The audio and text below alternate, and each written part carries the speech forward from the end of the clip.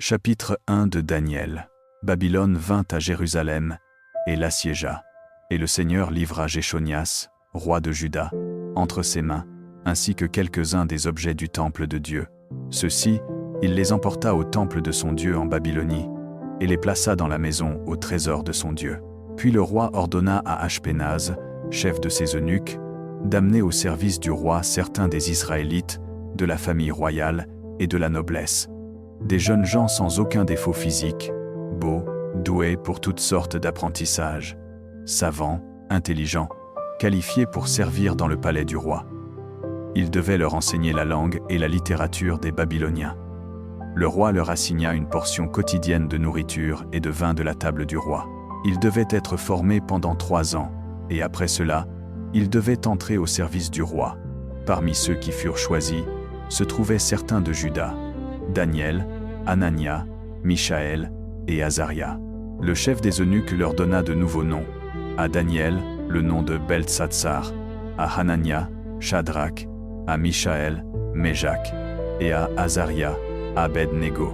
Mais Daniel résolut de ne pas se souiller avec la nourriture royale et le vin, et il demanda au chef des eunuques la permission de ne pas se souiller de cette manière. Or Dieu avait fait que l'eunuque montrait de la faveur et de la compassion envers Daniel.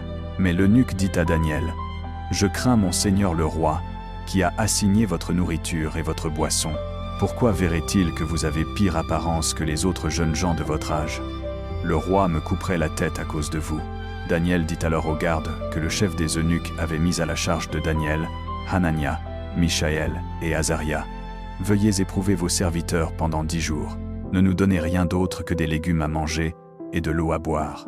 Puis comparez notre apparence à celle des jeunes gens qui mangent la nourriture royale, et traitez vos serviteurs selon ce que vous verrez. » Il consentit à cela et les éprouva pendant 10 jours. Au bout des 10 jours, ils avaient l'apparence plus saine et mieux nourrie que tous les jeunes gens qui mangeaient la nourriture royale. Ainsi le garde enleva leur nourriture choisie et le vin qu'ils devaient boire, et leur donna des légumes à la place. À ces 4 jeunes gens, Dieu donna la connaissance et l'intelligence de toutes sortes de littérature et d'apprentissage, et Daniel pouvait comprendre toutes sortes de visions et de songes. Au bout du temps fixé par le roi pour les amener à son service, le chef des eunuques les présenta à Nebuchadnezzar. Le roi s'entretint avec eux, et il ne trouva personne d'égal à Daniel, Hanania, Michaël et Azaria. Ils entrèrent donc au service du roi. Dans toute affaire de sagesse et d'intelligence sur laquelle le roi les interrogeait, il les trouvait 10 fois supérieurs à tous les magiciens et astrologues de tout son royaume. Et Daniel y demeura jusqu'à la première année du roi Cyrus. Chapitre 2 de Daniel. Au cours de la 2e année de son règne, Nebuchadnezzar fit des rêves, son esprit fut troublé, et il ne put dormir. Le roi convoqua les magiciens, les enchanteurs, les sorciers et les astrologues, pour lui dire ce qu'il avait rêvé. Quand ils entrèrent et se tinrent devant le roi, il leur dit: « J'ai fait un rêve qui me trouble, et je veux savoir ce qu'il signifie. » Les astrologues répondirent au roi: « Que le roi vive à jamais. Dites le rêve à vos serviteurs, et nous l'interpréterons. » Le roi répondit aux astrologues: « C'est ce que j'ai fermement décidé. Si vous ne me dites pas ce qu'était mon rêve, et ne l'interprétez pas, je vous ferai couper en morceaux, et vos maisons seront réduites en tas de décombres. Mais si vous me dites le rêve et l'expliquez, vous recevrez de moi des dons, des récompenses et de grands honneurs.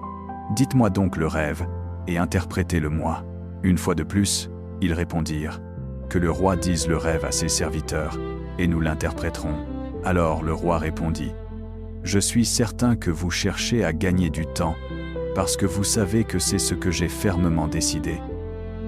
Si vous ne me dites pas le rêve, ma 10 fois le rêve, il n'y a qu'une seule peine pour vous. Vous avez conspiré pour me dire des choses trompeuses et malhonnêtes, dans l'espoir que la situation changerait. Dites-moi donc le rêve, et je saurai que vous pouvez l'interpréter pour moi. » Les astrologues répondirent au roi: « Il n'y a personne sur terre qui puisse faire ce que le roi demande. Aucun roi, aussi grand et puissant soit-il, n'a jamais demandé une chose pareille à un magicien, un enchanteur ou un astrologue. Ce que le roi demande est trop difficile. Personne ne peut le révéler au roi, sauf les dieux, et ils ne vivent pas parmi les humains. » Cela rendit le roi si en colère et furieux qu'il ordonna l'exécution de tous les sages de Babylone. Le décret fut donc publié pour faire mourir les sages, et des hommes furent envoyés pour chercher Daniel et ses amis, afin de les mettre à mort. Quand Arioche, le commandant de la garde du roi, sortit pour mettre à mort les sages de Babylone, Daniel lui parla avec sagesse et prudence. Il demanda à l'officier du roi « Pourquoi le roi athée, il publiait un décret si sévère ?» Arioch expliqua alors la chose à Daniel. À cela, Daniel alla vers le roi et demanda du temps pour interpréter le rêve pour lui. Puis Daniel rentra chez lui et expliqua la chose à ses amis Hanania, Michaël et Azaria. Il les exhorta à implorer la miséricorde du Dieu du ciel au sujet de ce mystère, afin que lui et ses amis ne soient pas exécutés avec le reste des sages de Babylone. Pendant la nuit, le mystère fut révélé à Daniel dans une vision. Alors Daniel bénit le Dieu du ciel et dit « Que le nom de Dieu soit béni d'éternité en éternité, car la sagesse et la puissance sont à lui. Il change les temps et les saisons, il dépose les rois et en élève d'autres. Il donne la sagesse aux sages et la connaissance aux intelligents. Il révèle les choses profondes et cachées, il sait ce qui est dans les ténèbres, et la lumière habite avec lui. Je te remercie et je te loue, ô Dieu de mes pères. Tu m'as donné la sagesse et la puissance. Tu m'as fait connaître ce que nous t'avons demandé. Tu nous as fait connaître le rêve du roi. » Puis Daniel alla vers Arioch, que le roi avait chargé d'exécuter les sages de Babylone, et lui dit « Ne fais pas exécuter les sages de Babylone. Conduis-moi vers le roi, et j'interpréterai son rêve pour lui. » Arioch conduisit aussitôt Daniel vers le roi et dit « J'ai trouvé un homme parmi les exilés de Juda qui peut dire au roi ce que signifie son rêve. » Le roi dit à Daniel, appelé aussi Beltsatsar, « Es-tu capable de me dire ce que j'ai vu dans mon rêve et de l'interpréter ?» Daniel répondit, « Le mystère dont le roi s'enquiert ne peut être expliqué par aucun sage, enchanteur, magicien ou devin. Mais il y a un Dieu dans les cieux qui révèle les mystères. Il a fait connaître au roi Nebuchadnezzar ce qui arrivera dans les jours à venir. Votre rêve et les visions qui ont traversé votre esprit pendant que vous étiez couché sont les suivants. Pendant que votre majesté était couchée là, votre esprit s'est tourné vers les choses à venir, et le révélateur des mystères vous a montré ce qui va arriver. Quant à moi, ce mystère m'a été révélé non parce que j'ai plus de sagesse que quiconque de vivant, mais afin que votre majesté connaisse l'interprétation et comprenne ce qui s'est passé dans votre esprit. Vous regardiez, et il y avait là devant vous une statue immense, une statue gigantesque, d'une splendeur extraordinaire. La tête de la statue était d'or pur, sa poitrine et ses bras étaient d'argent, son ventre et ses cuisses étaient d'airain, ses jambes étaient de fer, ses pieds étaient en partie de fer, et en partie d'argile cuite. Pendant que vous regardiez, une pierre fut détachée, non par des mains humaines. Elle frappa la statue à ses pieds de fer et d'argile, et les brisa. Alors le fer, l'argile, l'airain, l'argent et l'or furent tous brisés ensemble, et devinrent comme la balle des airs d'été. Le vent les emporta sans en laisser la moindre trace. Mais la pierre qui avait frappé la statue devint une grande montagne et remplit toute la terre. Tel était le rêve. Maintenant, nous l'interpréterons au roi. Votre Majesté, vous êtes le roi des rois. Le Dieu du ciel vous a donné le royaume, la puissance, la force et la gloire. Dans votre main, il a placé l'humanité tout entière, les bêtes des champs et les oiseaux du ciel. Partout où ils habitent, il vous a fait régner sur eux tous. Vous êtes cette tête d'or. Après vous, un autre royaume s'élèvera, inférieur au vôtre. Ensuite un troisième royaume, celui d'airain, qui dominera toute la terre. Enfin, il y aura un quatrième royaume, fort comme le fer, car le fer brise et fracasse tout. Et comme le fer écrase tout, ainsi il écrasera et fracassera tous les autres. Et ce que vous avez vu, des pieds et des orteils en partie d'argile cuite et en partie de fer, signifie que ce sera un royaume divisé, mais qui aura quelque chose de la solidité du fer, puisque vous avez vu du fer mêlé à de l'argile cuite. Et comme les orteils étaient en partie de fer et en partie d'argile, ainsi ce royaume sera en partie fort et en partie fragile.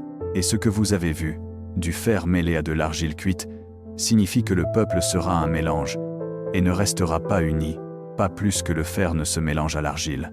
Du temps de ces rois, le Dieu du ciel établira un royaume qui ne sera jamais détruit et ne sera pas laissé à un autre peuple. Il écrasera tous ces royaumes et les fera disparaître, mais lui-même subsistera éternellement.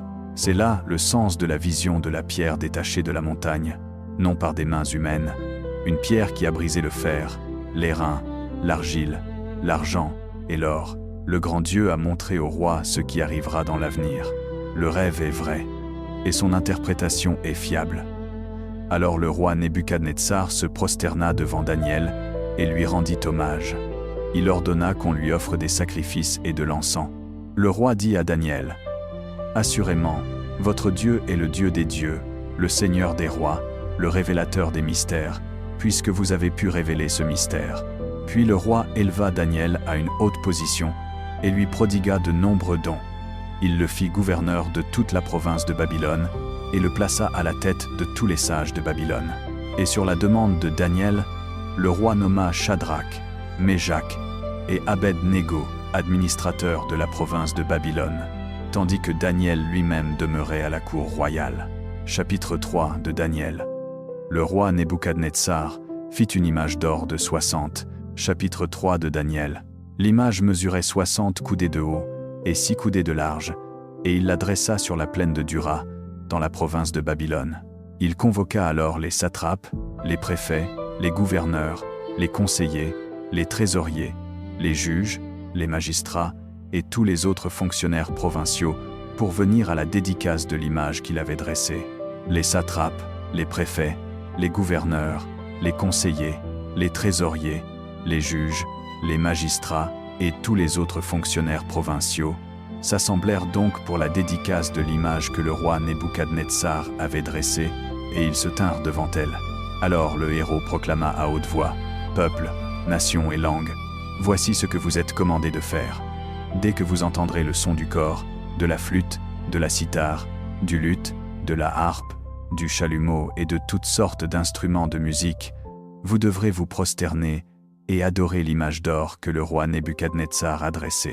Quiconque ne se prosternera pas et n'adorera pas sera immédiatement jeté dans une fournaise ardente.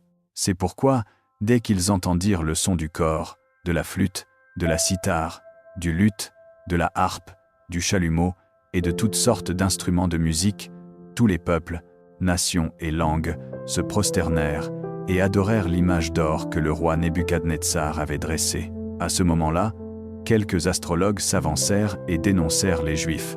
Ils dirent au roi Nebuchadnezzar, « Ô roi, puisses-tu vivre à jamais.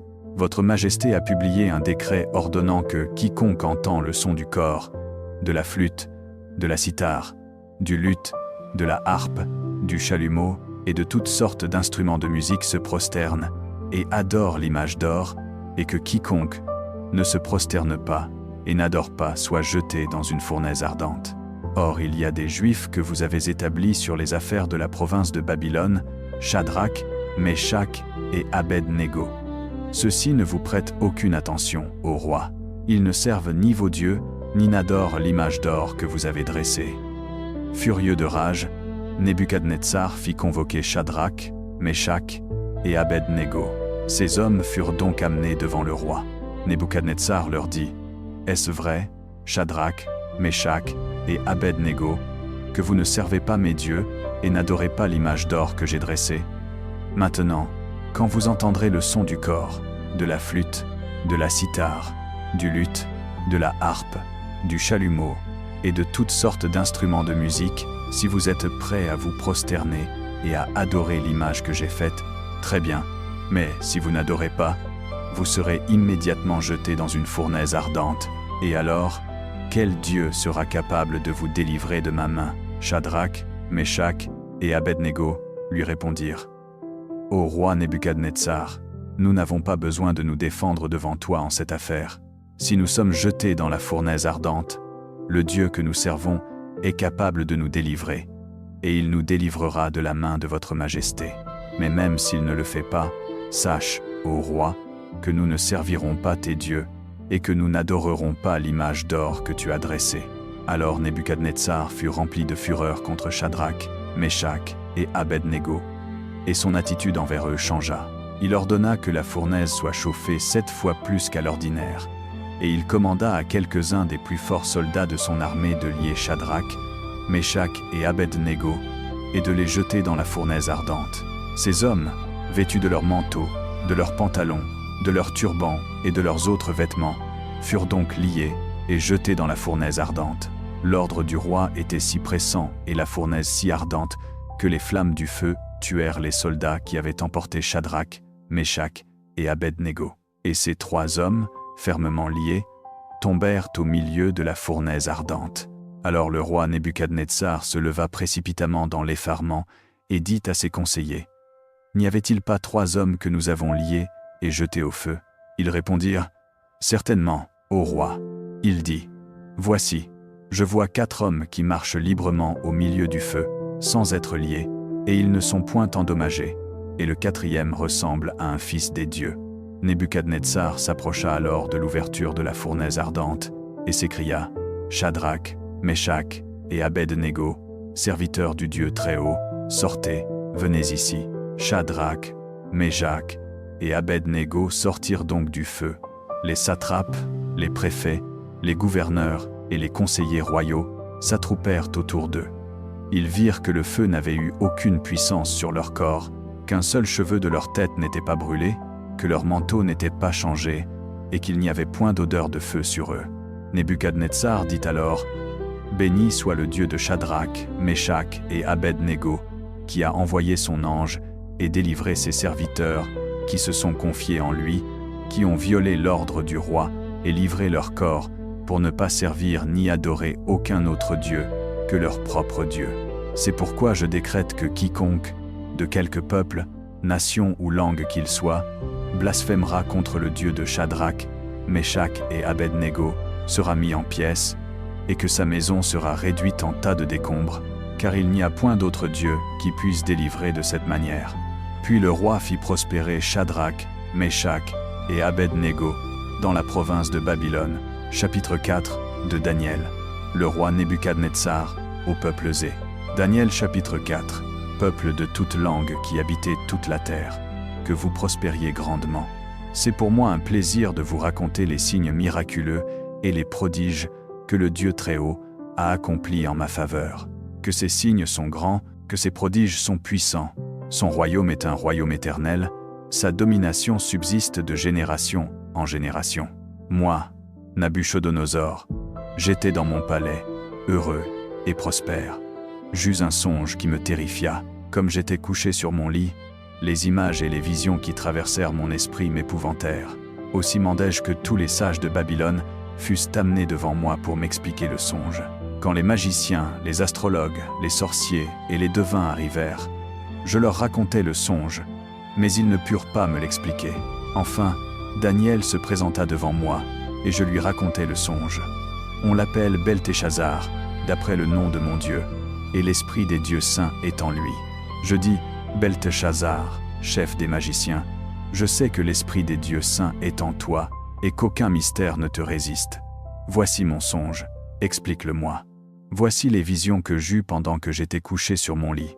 Je regardais, et il y avait devant moi un arbre au milieu de la terre.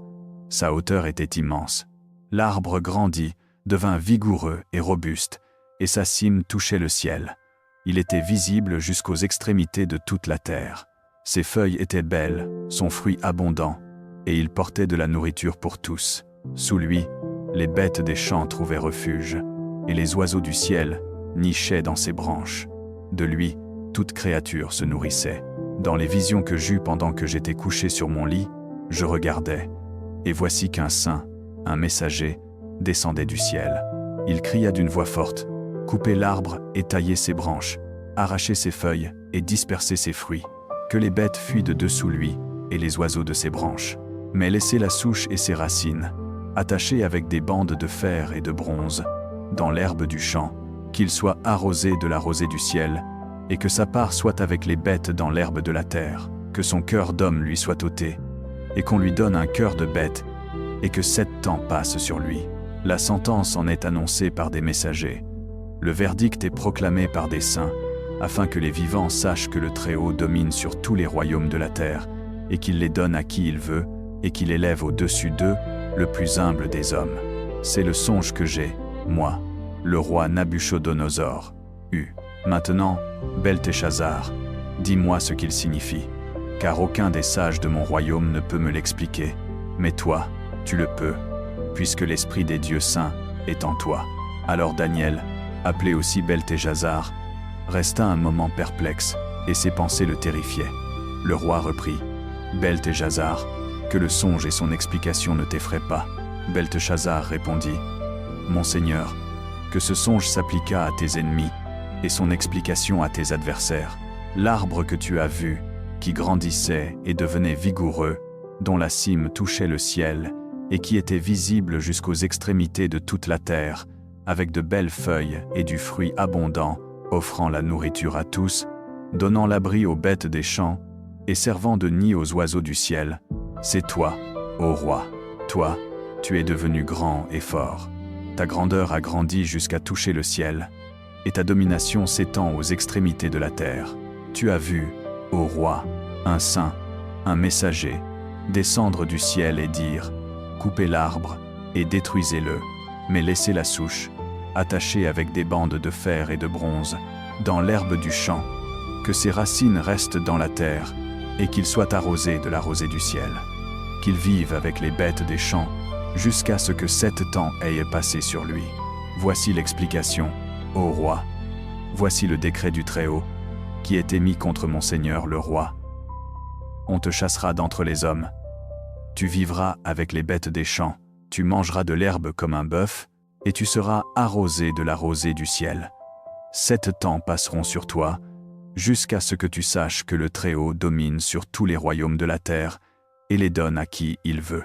Le fait de laisser la souche de l'arbre avec ses racines signifie que ton royaume te sera rendu quand tu reconnaîtras que le ciel domine.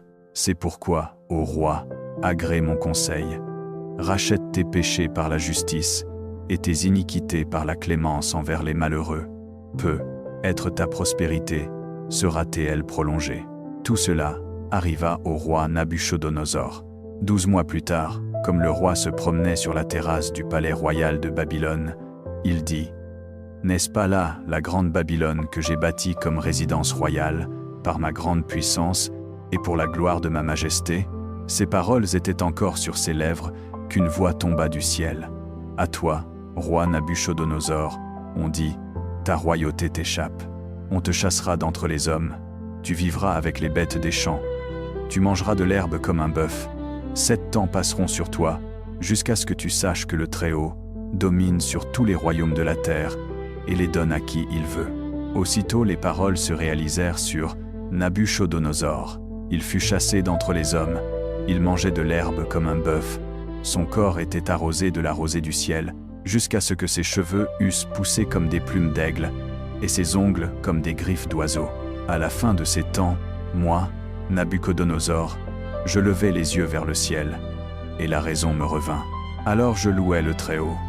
J'honorais et je glorifiais celui qui vit éternellement, lui dont la domination est une domination éternelle, et dont le royaume passe de génération en génération. Tous les habitants de la terre ne sont rien à ses yeux. Il agit comme il veut, avec les puissances du ciel, et les habitants de la terre. Nul ne peut arrêter sa main, ni lui dire « Que fais-tu » En même temps que la raison me revint, l'honneur et la splendeur de mon royaume me furent rendus.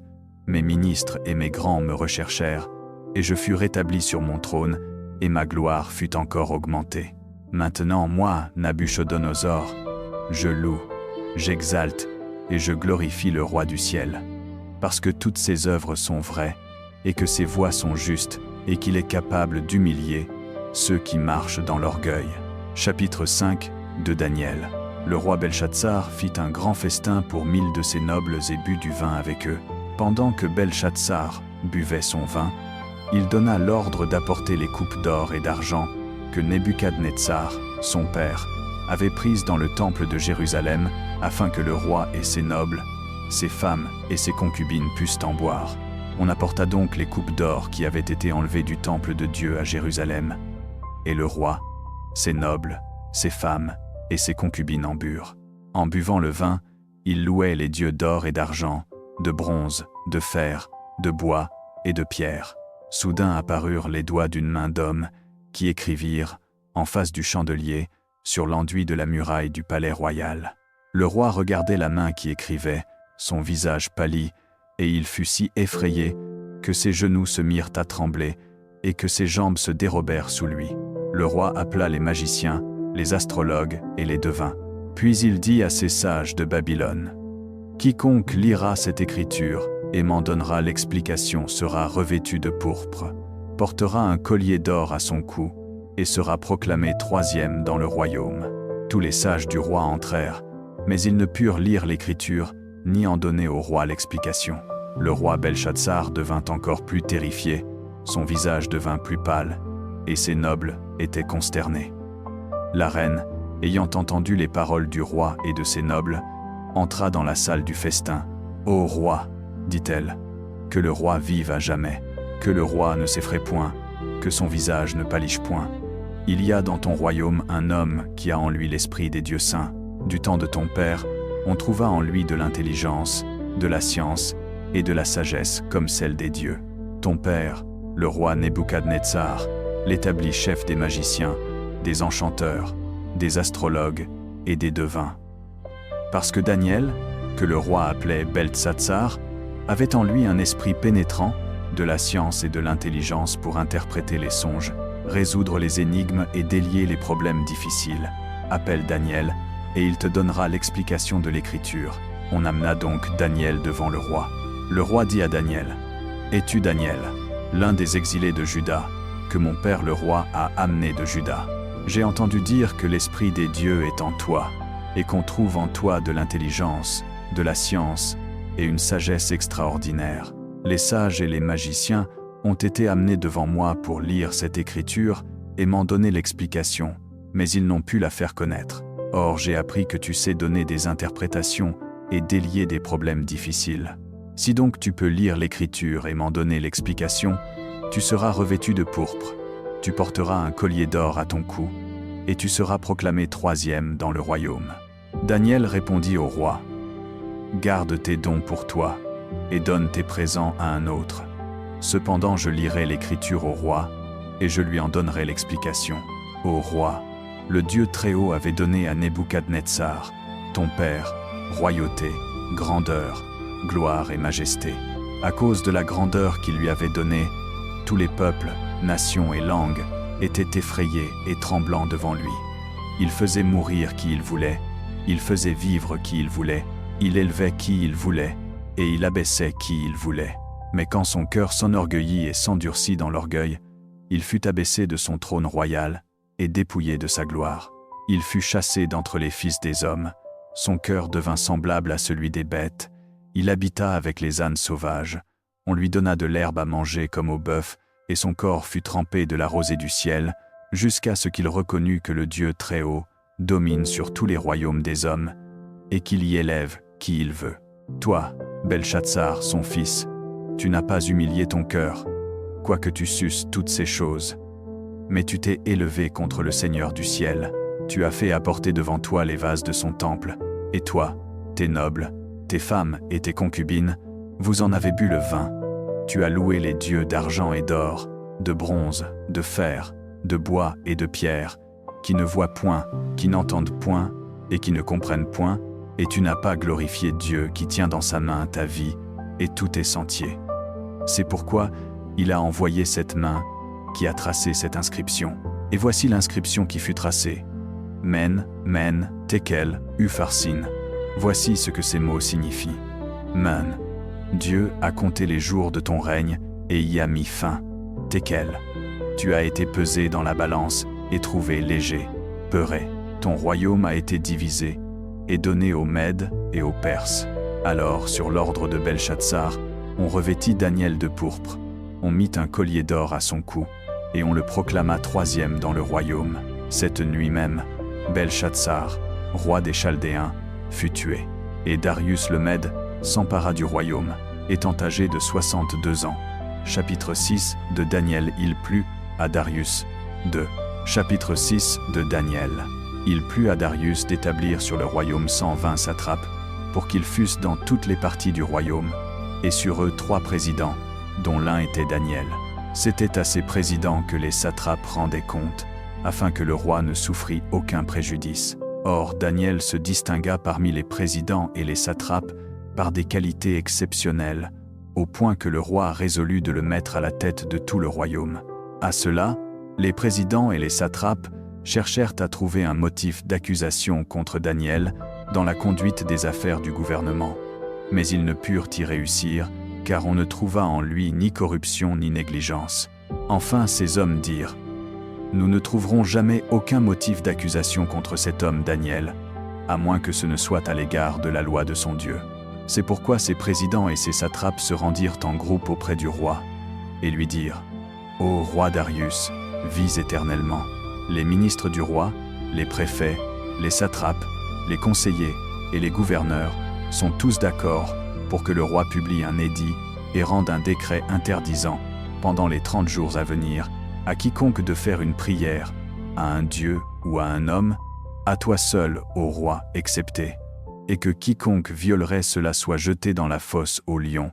Maintenant, ô roi, publie l'édit et mets-le par écrit, afin qu'il ne puisse être changé, conformément à la loi des Mèdes et des Perses, qui est irrévocable. » Le roi Darius mit donc par écrit l'édit. Quand Daniel apprit que l'édit était publié, il se rendit chez lui. Il avait, dans sa chambre haute, les fenêtres ouvertes du côté de Jérusalem, et 3 fois par jour il se mettait à genoux, priait et rendait grâce à son Dieu, comme il le faisait auparavant. Alors ces hommes vinrent en foule, et ils surprirent Daniel qui priait et implorait son Dieu. Ils se rendirent auprès du roi et lui parlèrent de son édit. « N'as-tu pas publié un édit que, pendant 30 jours, quiconque ferait une prière à un dieu ou à un homme, à toi seul, ô roi, excepté, serait jeté dans la fosse aux lions ?»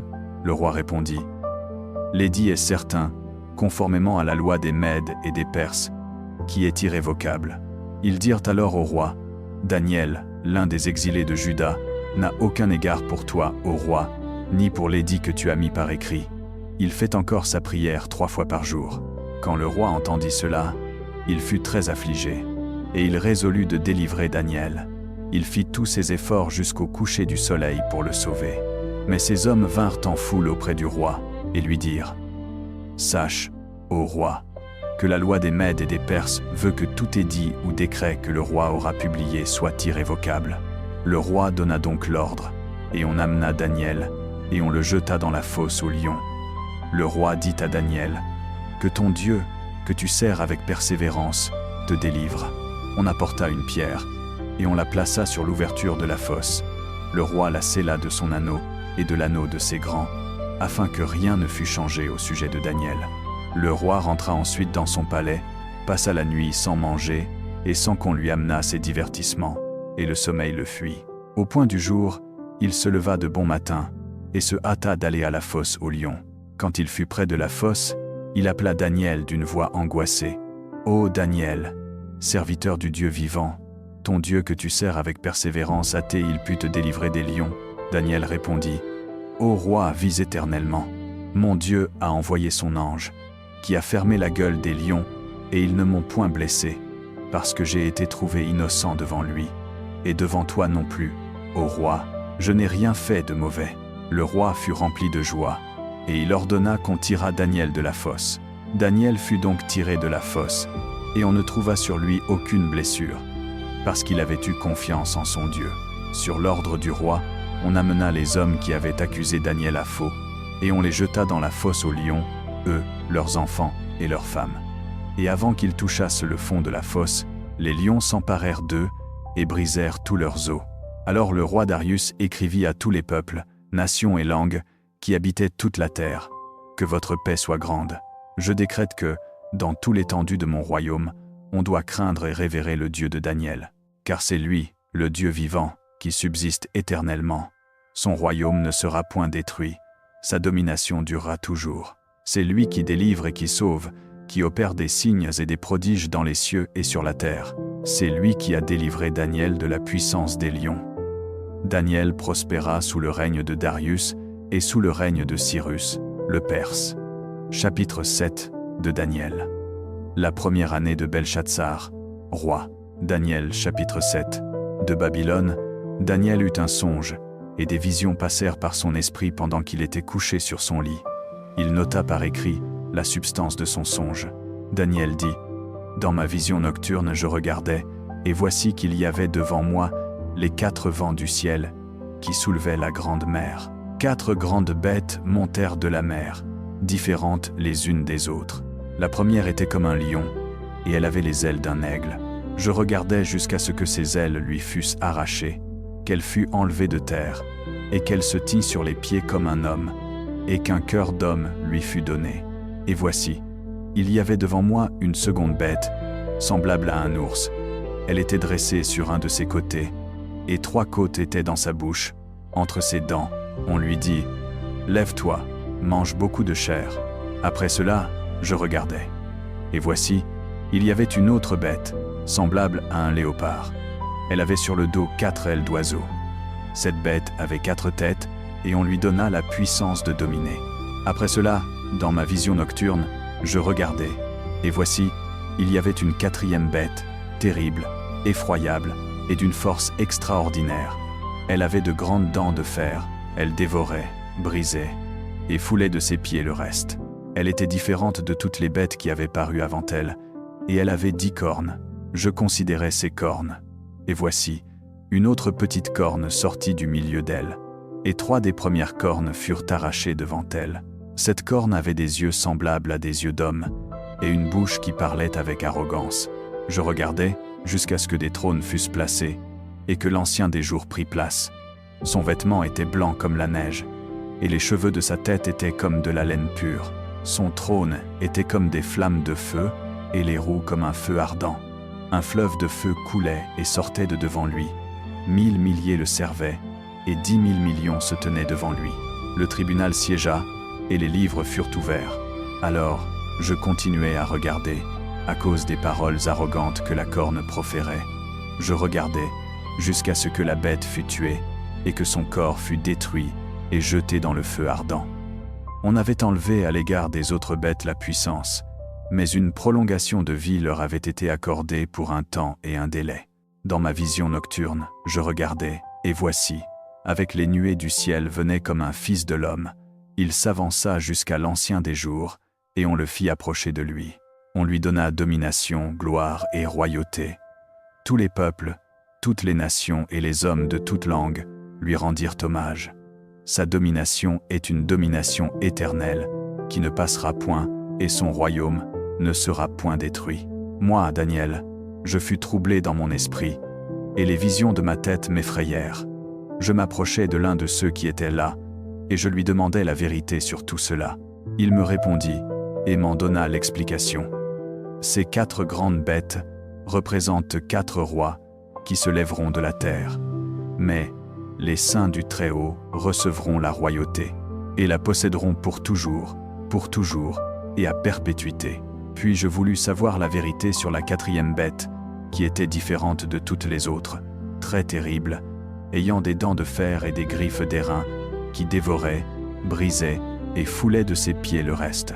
Et sur les 10 cornes qui étaient sur sa tête, et sur l'autre corne qui avait poussé, devant laquelle 3 étaient tombées, cornes plus grandes que les autres, ayant des yeux et une bouche qui parlait avec arrogance et qui était plus grande que celle qui était auprès d'elle. Je regardais, et cette corne faisait la guerre aux saints, et elle les vainquait, jusqu'à ce que l'ancien des jours vît, et que justice fut rendue aux saints du Très-Haut, et que le temps fut arrivé pour les saints de posséder le royaume.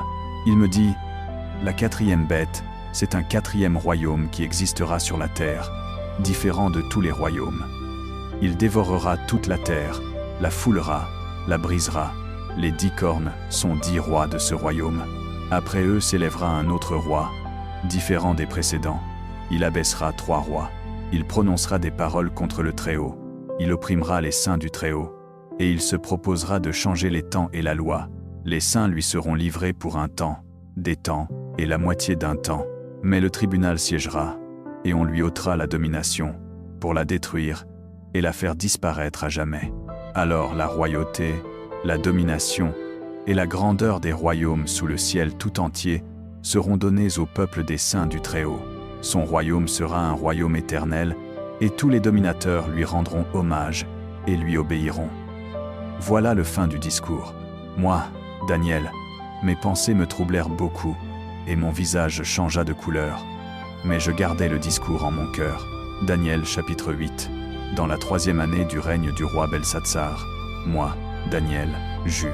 Chapitre 8 de Daniel. La 3e année du règne du roi Belsatsar. Moi, Daniel. Je vis une vision après celle qui m'était déjà apparue.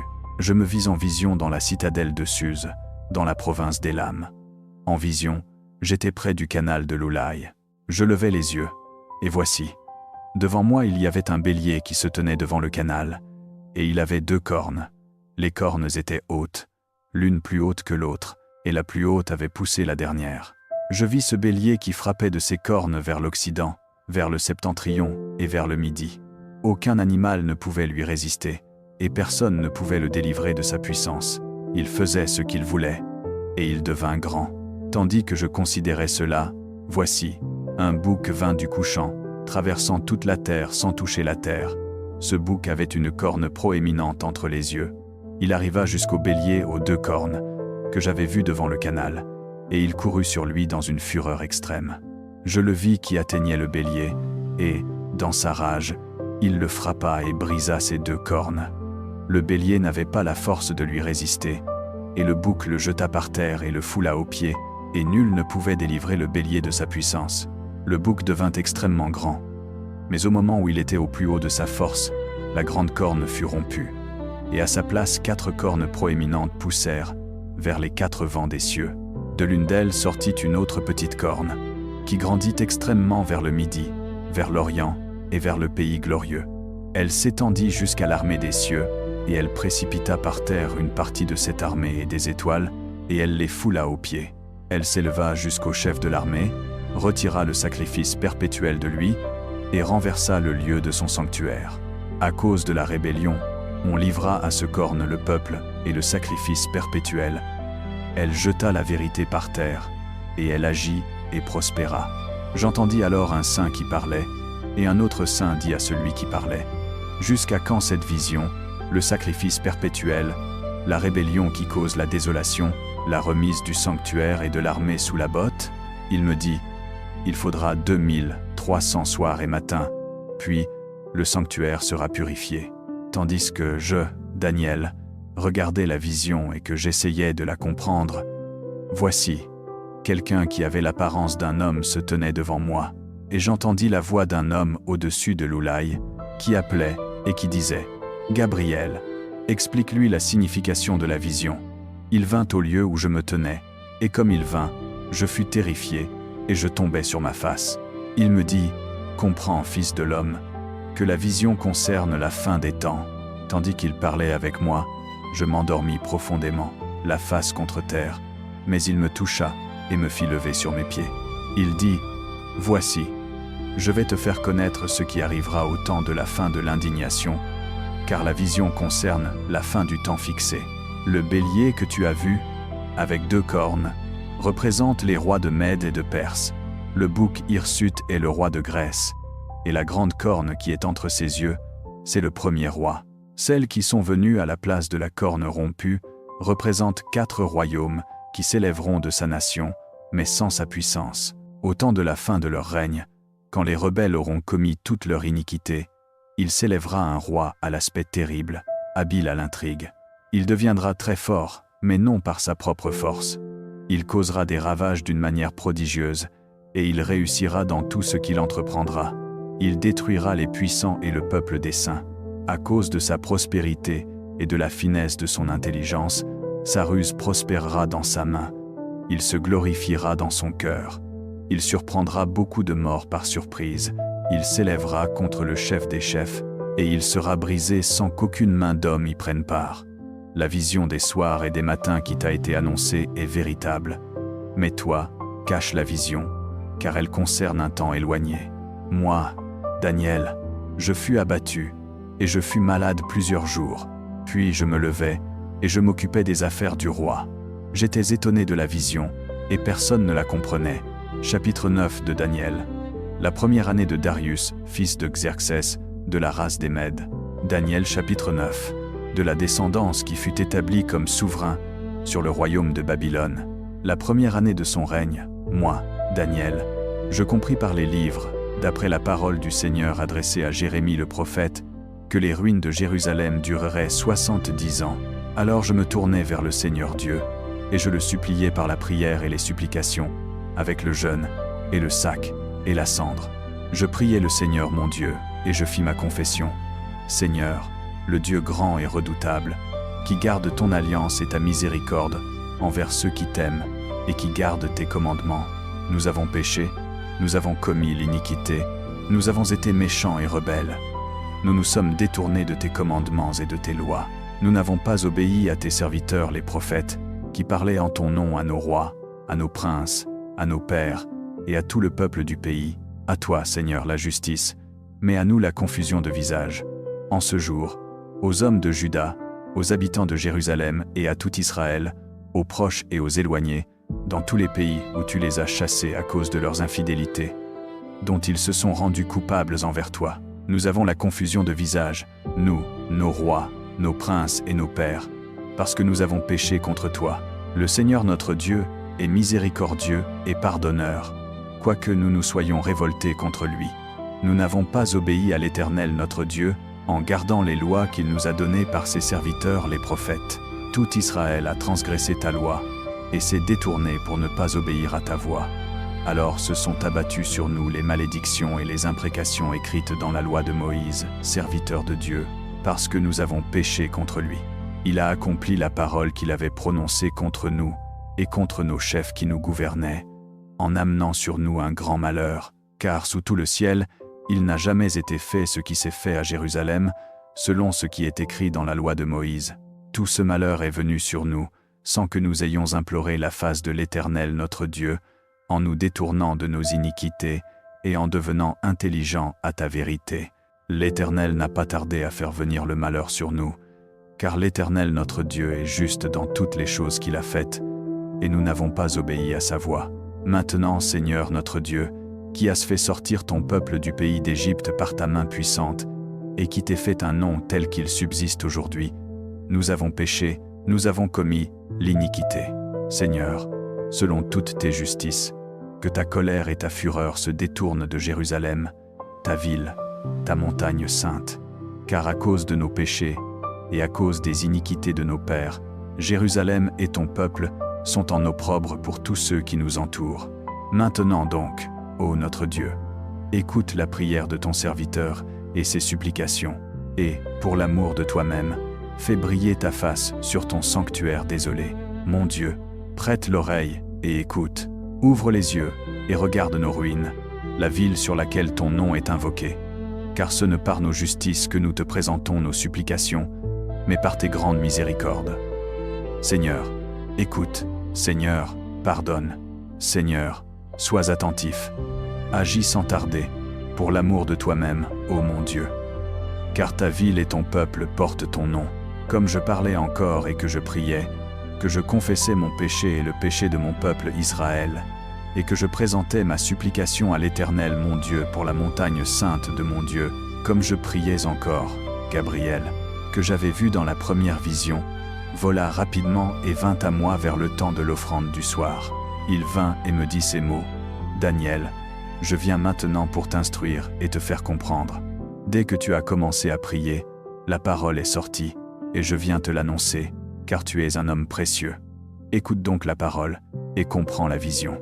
77 sont fixés sur ton peuple et sur ta ville sainte, pour y mettre fin à la transgression et à la fin des péchés, pour expier l'iniquité, pour amener la justice éternelle, pour sceller la vision et la prophétie, et pour oindre le lieu très saint. Sache-le et comprends-le. Depuis la sortie de la parole qui ordonne de restaurer et de rebâtir Jérusalem jusqu'à loin, au conducteur, il y aura 7 et 62 Elle sera rebâtie, place et fossé, mais dans l'angoisse des temps.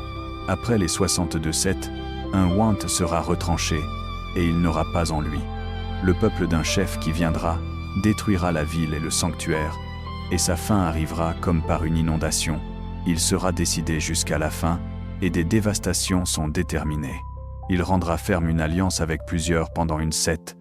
Au milieu de la septe, il fera cesser le sacrifice et l'offrande. Et sur l'aile des abominations viendra un dévastateur, jusqu'à ce que la ruine déterminée se répande sur le dévastateur.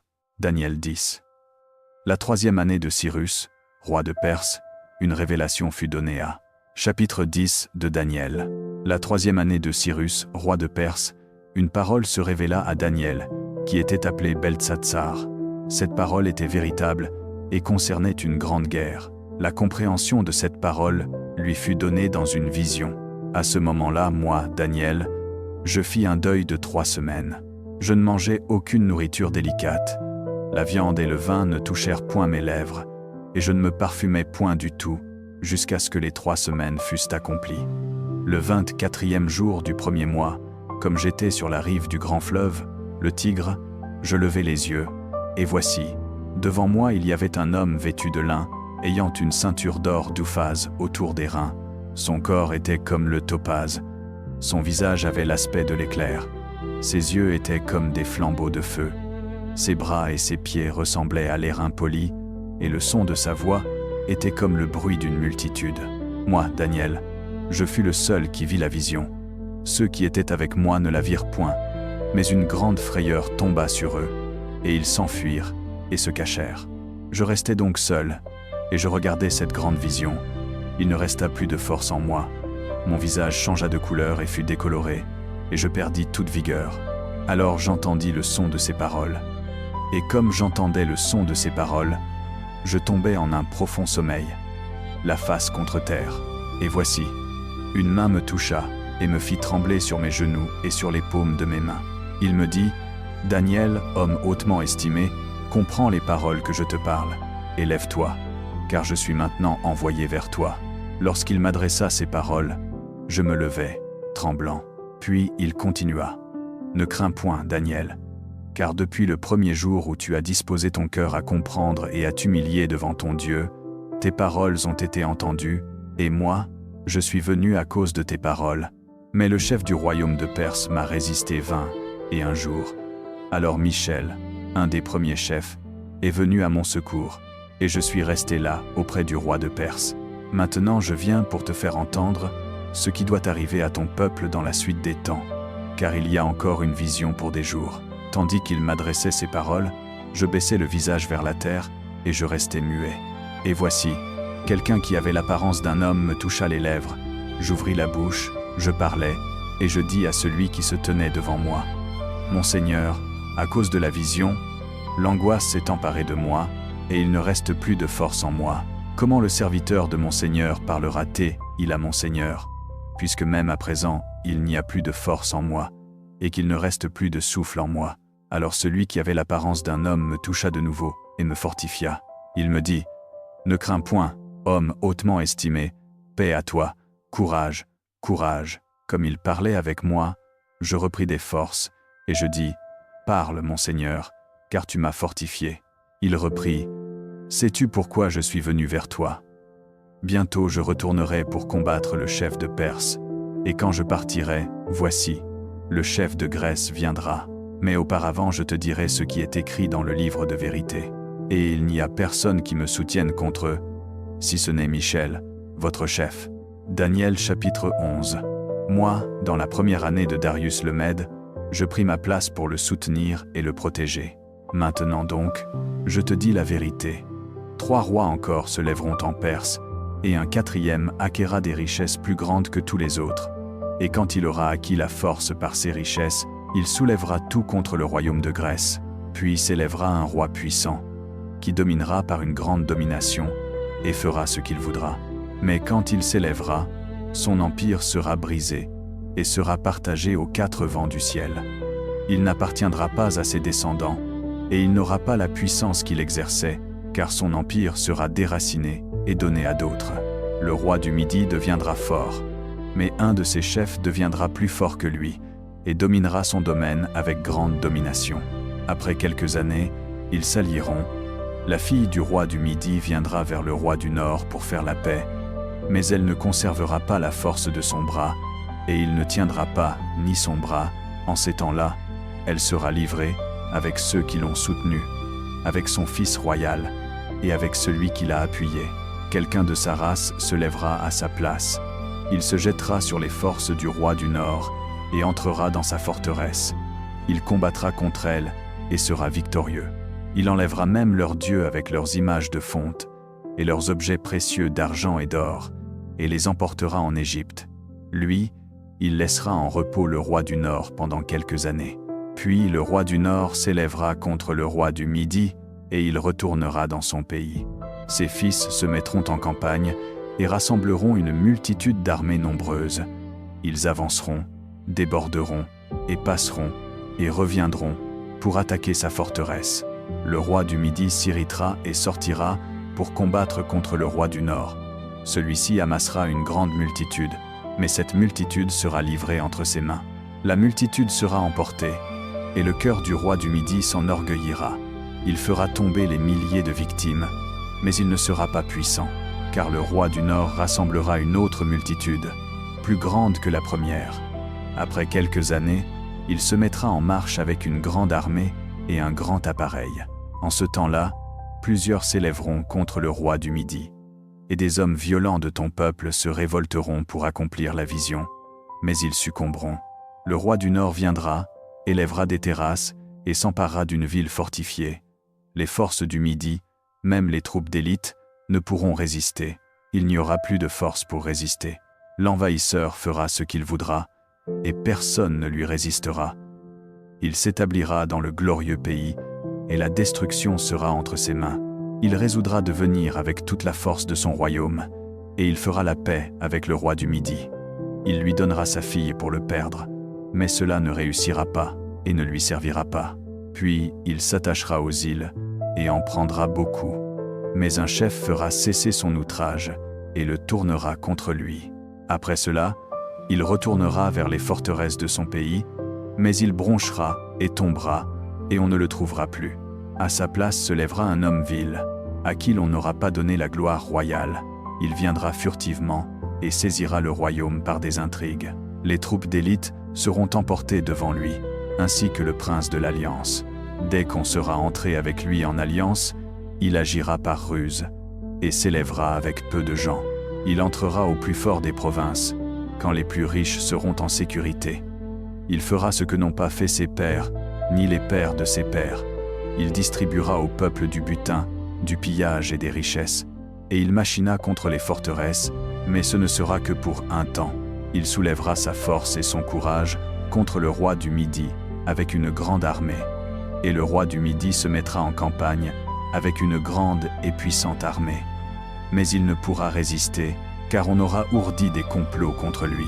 Ceux qui mangent de ses mets le briseront, et son armée sera submergée, et beaucoup périront par le glaive. Quant à ces deux rois, ils auront le cœur tourné vers le mal, et ils se tiendront à une même table, et ils se diront des mensonges. Mais cela ne réussira pas, car la fin arrivera au temps marqué. Le roi du Nord s'en retournera dans son pays avec de grandes richesses. Son cœur sera hostile à l'Alliance sainte. Il agira contre elle, et s'en retournera dans son pays. Au temps marqué, il attaquera de nouveau le Midi. Mais cette fois, ce ne sera pas comme la première fois, car des navires de Kittim s'avanceront contre lui, et il sera abattu, et se tournera en arrière, irrité contre l'Alliance sainte. Il agira avec audace, et retournera, et aura égard à ceux qui abandonneront l'Alliance sainte. Ses forces se mettront en marche pour profaner le sanctuaire, la citadelle, et enleveront le sacrifice perpétuel. Elles dresseront l'abomination du dévastateur.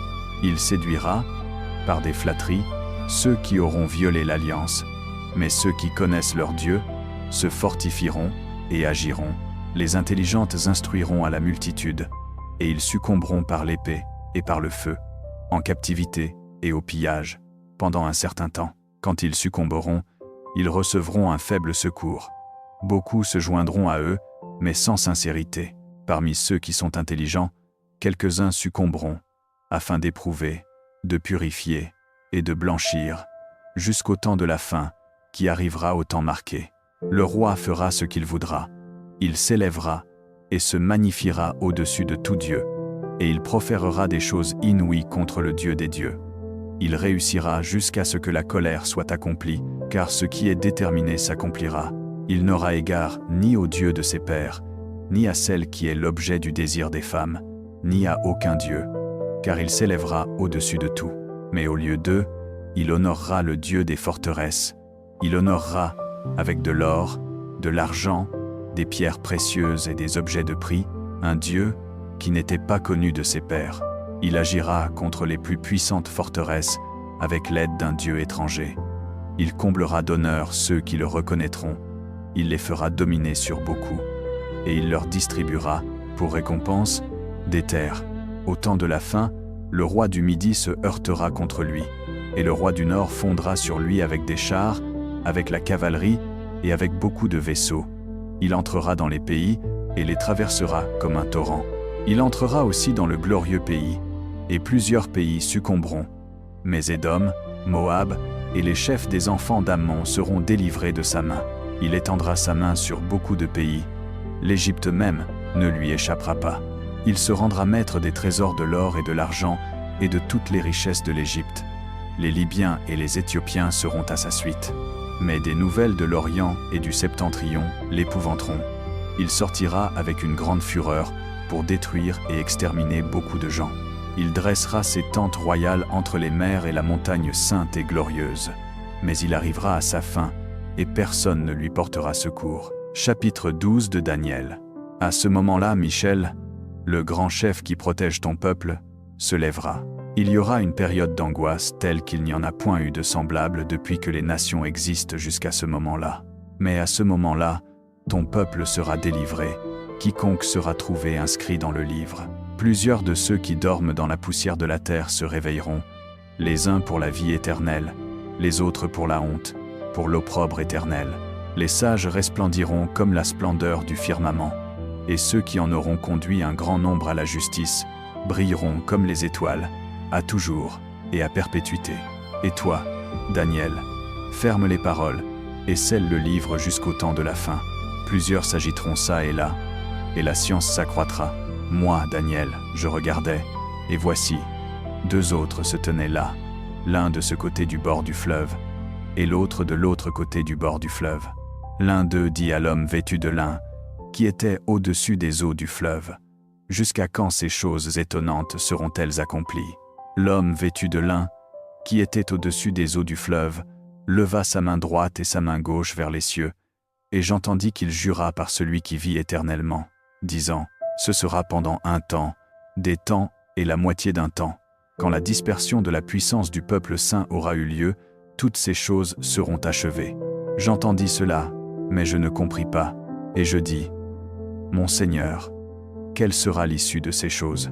Il me répondit, « Va, Daniel, car les paroles sont cachées et scellées jusqu'au temps de la fin.